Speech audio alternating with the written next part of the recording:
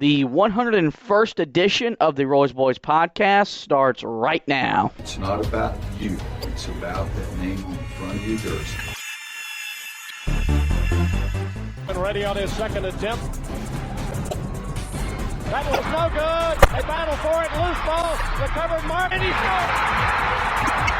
Pushes it here, Davis. 8 seconds. Davis trying to get free. Over to Fox. Fox, baseline. Over the shot. Good. Off the glass.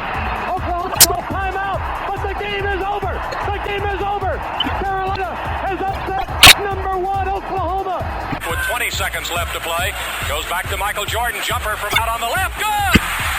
63-62, 13, 12, 11. Georgetown with one timeout. Fred Brown looking. Oh, way to Worthy. Worthy 5. The Tar Heels are going to win the national championship. Rebounded by Weber. Michigan out of timeout.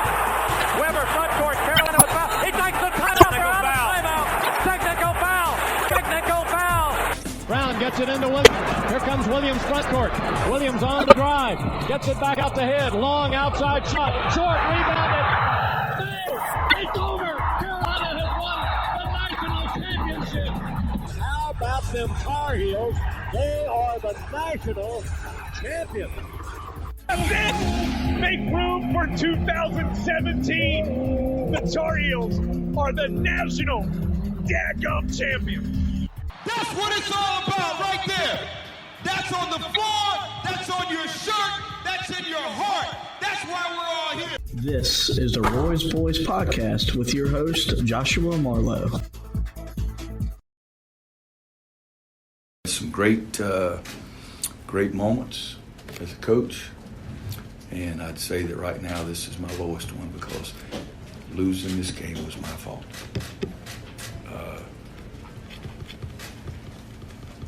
Told them if I die tomorrow or 20 years from now, that'll be the biggest regret I have in 32 years as a coach, because these kids really need to win, and their coach let them down today. There is once again another defeated Roy Williams after another troubling loss at home when Carolina blew a 10-point lead in the final 2 minutes or so to lose at home to Clemson for the first time ever. Clemson now improves to a beautiful 1-59 in Chapel Hill. And, buddy, all I can do now is put on a brave face, which fits the mold because I'm wearing my Dunder Mifflin Paper Company shirt today. Pathetic. That is a line that Michael Scott reads in the office as we work through this recap. Georgia Tech, Josh was pretty angry. I'd say, yeah. And even post Pitt, Josh was pretty angry. We were on a business trip in Florida though, so there was less anger to be had because when you're near the beach, it makes you feel better. Post Clemson, Josh, this is different. Oh no, don't say it's so. It's just. Is there anger or is it disappointment more? I don't even know what I'm supposed to say. I think that's kind of how everybody around this program's feeling right now. Because, right? Part of me isn't surprised because we watched them blow a lead against Pitt the other night.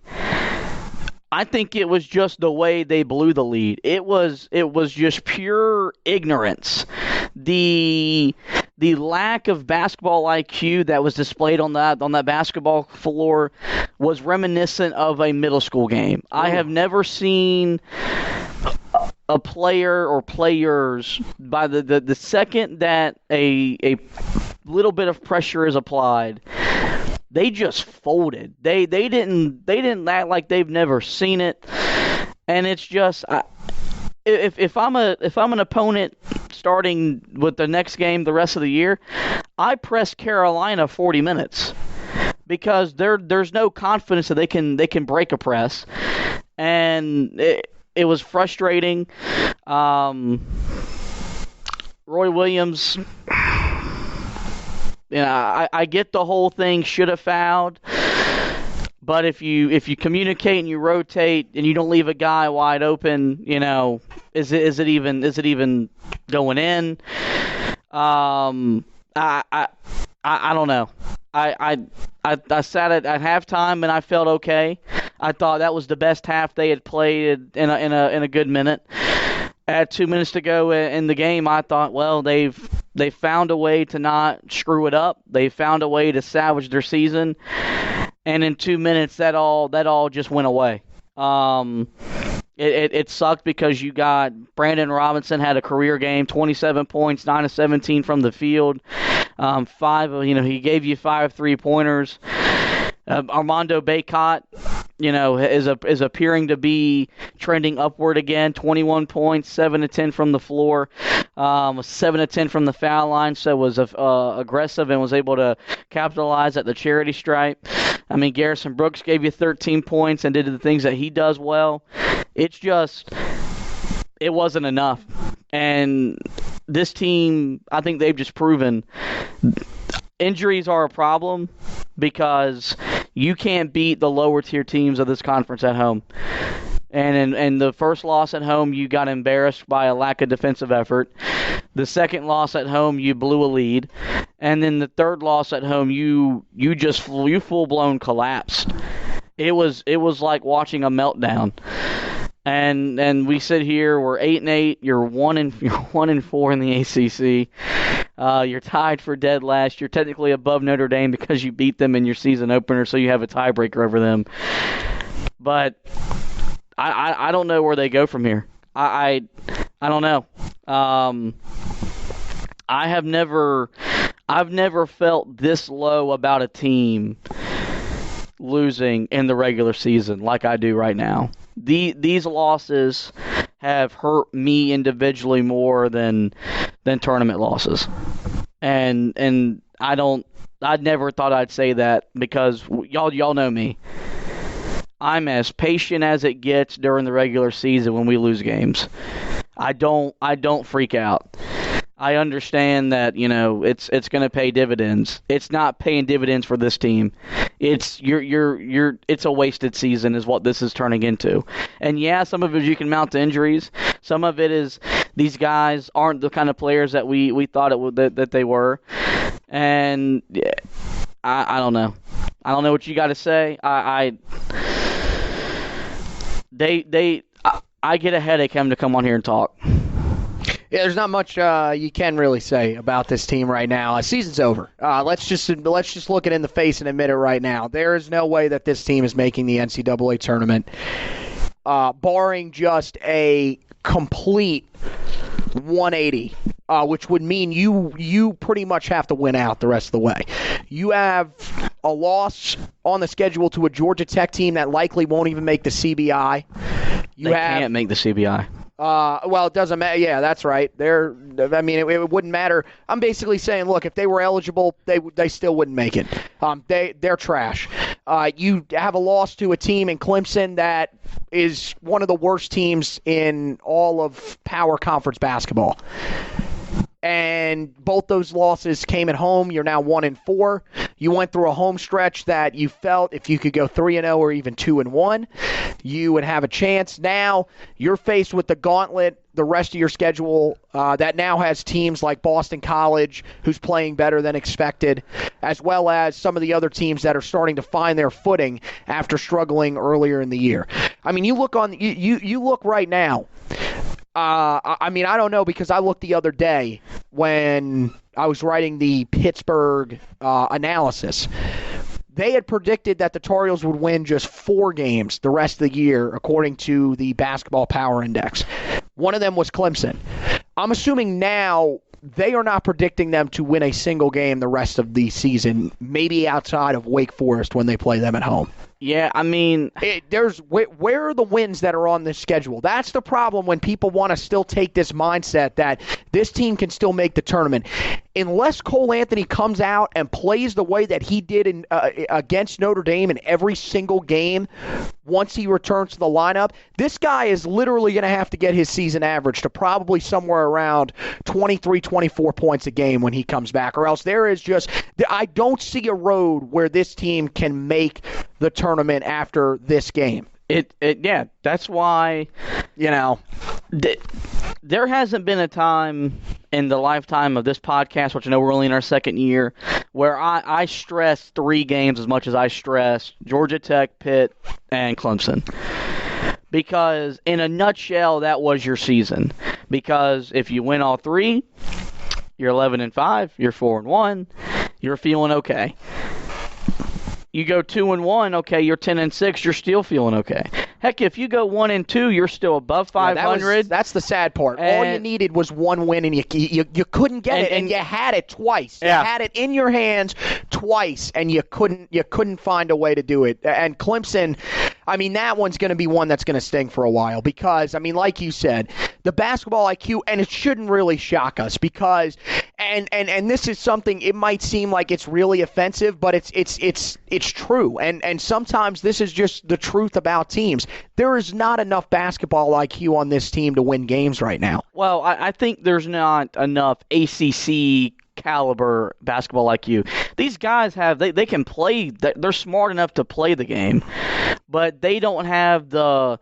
You've got to be smart to play in this league. Right. I mean, you've talked about it multiple times when we've been talking in conversations on the phone. We've seen it multiple times in the trap where immediately the thought is put the ball in the corner. That is your last resort. And for Carolina, that's the first thought. Yeah. Makes no sense. The ball's got to go to the middle of the court. It's the same thing like a zone. You get the ball there, you can break it. And we saw multiple times again the other day. The one that stuck out to me was, I don't remember if it was Leakey or B-Rob trying to get the ball inside to Garrison with a double team literally standing right around him. That's the type of stuff that you just, I don't know why they're not seeing that, what's going on, why they can't. This is something that, look, Roy Williams cannot coach that. You're out there. You have to be able to see that and know that you can't make those passes, or know that, look, you can't make a bounce pass when there's a guy that can step in front of it. You need to lob the ball to the guy inside if you want to get. It's stuff like that is just it's basic stuff that really just isn't happening right now. And you mentioned it. Part of it is that this team is banged up. We know that, and injuries aren't an excuse. But look at it this way: this team right now, as of right now, there's a chance that against Pittsburgh this coming Saturday could dress 7 players. And that is unbelievable. I mean, that is unheard of. There have been other teams that have done it in the past. One of the guys that we're pretty close with here in the Charlotte area, that's a radio host, Travis Hancock over at WFNZ, pointed out that he's pretty sure Miami did it last year. But that was because of injuries along with a couple of guys that were ineligible. I have never seen it where it's literally just injuries that have taken out close to 4 or 5 guys on your team. It's mind-boggling. And that's what's happened with this Carolina team. And you can see it. I mean, just look at the starting lineup. I mean, Andrew Platek coming in, had his first career start. Really didn't play awful. I thought he played pretty good, honestly. I mean, look, 8 points, 4-10 shooting isn't great, but also had 8 rebounds, which you like to see. 6 assists. Really good overall performance from him. Showed some stuff on the defensive end, but also there was times where it just looked like he was outmatched. And, that's the problem. You got a guy in Platek that, if we're being real honest, he should not be playing significant minutes like he has to right now. His role when he came in was looked at as being a guy off the bench that could bring you some effort when needed and could hit the outside shot because he was that was what he was known for back in high school. And I've talked about it with B-Rob as well. This is not a guy that you were when he first came to Carolina, and even over the past couple of years. If you would have told me before last season that Brandon Robinson was out there playing over 40 minutes a game, in this one 41 minutes, but that's only because it went to overtime. But if you're telling me he's going to be playing about 39 or 35 minutes a game, I would have told you, oh, yeah, this team is really going to struggle. He's just that was not the role that he was meant to be in. And this is an argument that we've seen over and over again on social media, but it's a real thing.